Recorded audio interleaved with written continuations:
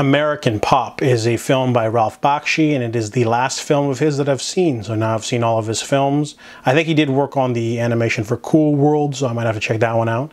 But this one is about a young boy who sells papers, and he grows up and falls in love with a stripper.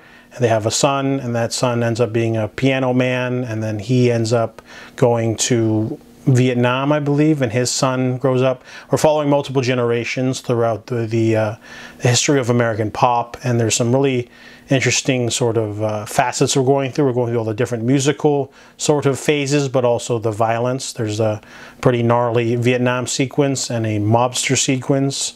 And there's also a lot of psychedelic sort of music video-like sequences, but they're all animated. So it's a really interesting sort of film that's a little bit light on story because it's more of a free-form kind of experimental, sort of just drifting from one era to the next, one mood to the next, one big major event in history to the next, next family, next this, and it's packed some emotional punch in some of the sequences, especially the war sequences. No, I said Vietnam earlier, it was World War II.